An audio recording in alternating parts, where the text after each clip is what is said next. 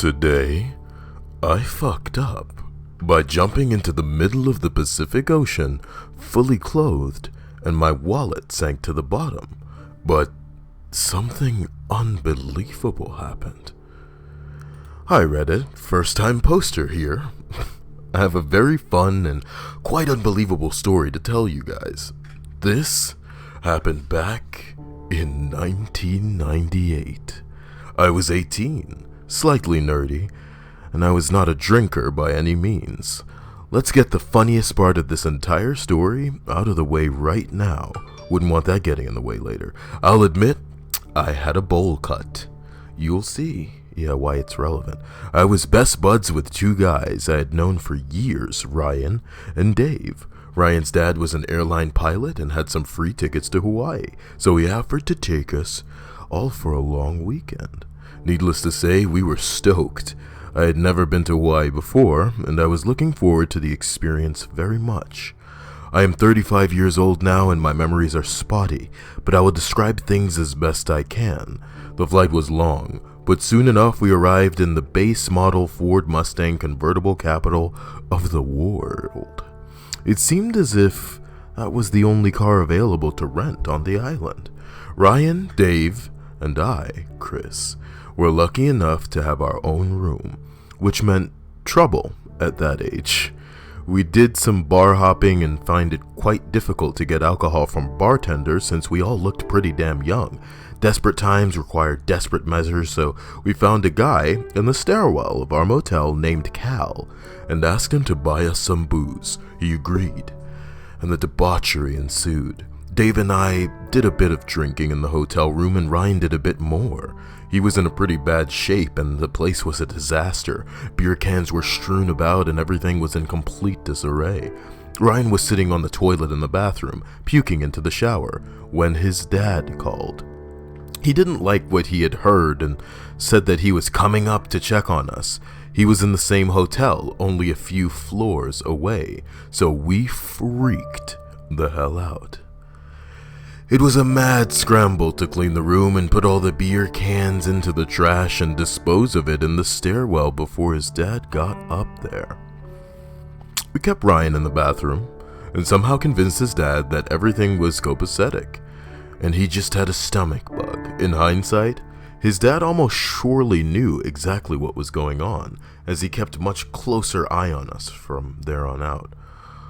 On one of our adventures outside the hotel that night, we saw an advertisement in a bar for a booze cruise. The flyer made it sound like a ton of fun, complete with hot chicks, music, dancing, alcohol, and a massive floating trampoline. What more could an 18-year-old ask for? Absolutely nothing. So we decided to see if Ryan's dad would allow us to go. I believe we told him that we wanted to go on a cruise, while conveniently leaving out the part about the booze. So he didn't seem to have much of a problem with us going. There was one catch though. The booze cruise was on Sunday, and Ryan's family was quite religious. Dave and I were given the option to go to Sunday Mass, while Ryan was not. We all went back to the hotel room for the night to ponder the situation. The next day, we all met up with Ryan's dad early in the morning and rendered our verdict. In true Top Gear spirit, when one of our comrades was in need and the open road was ahead of us, Dave and I did what we had to do. We left Ryan to go to church with his dad and we got the hell on that ship. And damn, was that a good decision. Sort of. I went to a small high school with a graduating class of less than 60 kids, and I definitely was a big partier. The cruise was absolutely nuts, especially for me. Loud music was blasting, tons of meatheads were screaming and being obnoxious. Beautiful women in skimpy bikinis were on their backs, with cheering crowds around them, as whipped cream was sprayed onto their navels. Guys were doing body shots off of topless girls, making out, you name it. It was paradise for Dave and I, but we needed some alcohol to really let loose. Now that I think about it, I'm not quite sure how we managed to get on this booze cruise. since the minimum age for the cruise was 21. Lol. Regardless, we decided to chance it and go ask the bartender for a drink, hoping he wouldn't ask us for any ID. Dave looked older than I did, so he was nominated to do the deed. If he was successful, our drink of choice was going to be a Long Island iced tea. He made it up to the bar and wasn't looking too confident in himself, and I was getting worried that we were going to be busted for being on a booze cruise underage. No good. Dave eventually went for it, hands shaking, and he got lucky. The bartender didn't ID him, and he came back with the massive drink. We were stoked, to say the least. Again, keep in mind, neither of us were big drinkers. Also, keep in mind that the bartender made this Long Island iced tea extremely strong. Well, let me tell you something. This Long Island iced tea absolutely obliterated me. I became a flaming idiot and lost every single bit of little common sense I had. I guess that was the goal, but this was a bit more than I had planned for. By this point, everyone else was extremely intoxicated as well, as the escapades were only getting more Girls Gone Wild-esque. At the peak of my drunkenness, the boat came to a stop and anchored in the middle of the Pacific Ocean. Everyone started jumping off the back of the boat and getting onto massive floating trampoline that was being dragged behind it. This was so amazing for Dave and I. Boobs were bouncing everywhere and we were drunk out of our minds. Every once in a while we would mention poor Ryan, who was probably sitting in the pew beside his father singing hymns at Sunday Mass. Oh well, the show must go on.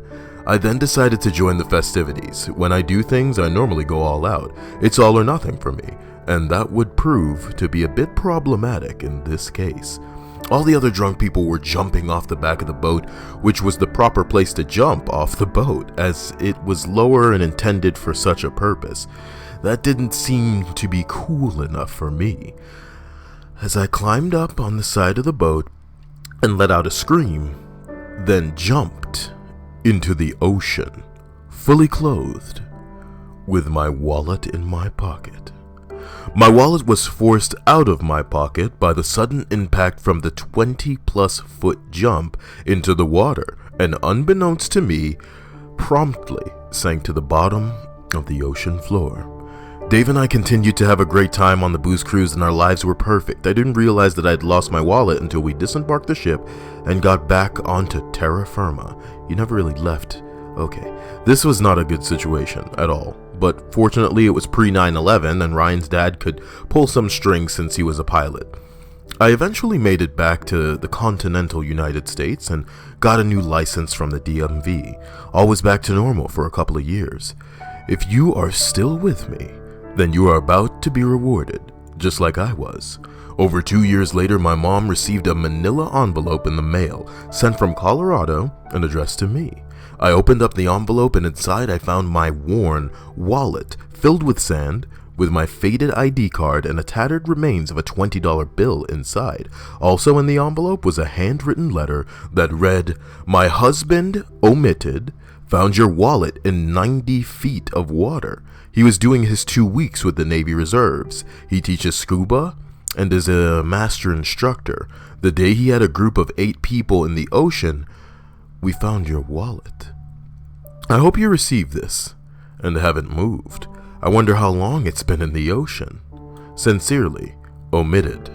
I was floored. I could not believe that this wallet made it back to me. Years after my stupid ass had lost it in the middle of the Pacific Ocean, we were miles from shore when I jumped off the side of the boat, and as the letter said, the diver found my wallet in 27 meters deep water. Absolutely astonishing, if you ask me. My mom saved it for all these years, and I just got around to taking some pictures earlier tonight. Anyways, I hope you enjoyed the story, guys. I have attached pictures to the post as proof that this was not a fictional tale. And here we have pictures of a wallet, which hopefully you can see. Ladies and gentlemen, a Billabong wallet. Remember the Billabong? You guys know? No? It's too... Oh, jeez. Here's the envelope. Oh, you got a close-up of, okay. This is the, what I read earlier. Not bad. There you go. Yeah, not bad. Bit of water damage in there. Bowl cut. Oh, bowl cut. Okay. Waiting for that to come in. Bowl cut. Yeah. What a story, you know. And the $20 bill from back in the day. That's how they looked in the late 90s. TLDR, went on a booze cruise in Hawaii, got way too drunk. This is too fucking long. Top comment read says the biggest fuck up has to be the bowl cut. Fuck up bowl cut. Now I get a picture of a dude with a bowl cut. And you know, put that as the thumbnail for this. This title seems a little clickbaity. Is it because it's ocean related? People making puns in the comments as usual. How long has this video gone on is the real question. Too long, thinks Kyle. I will see you guys in the confession podcast tonight.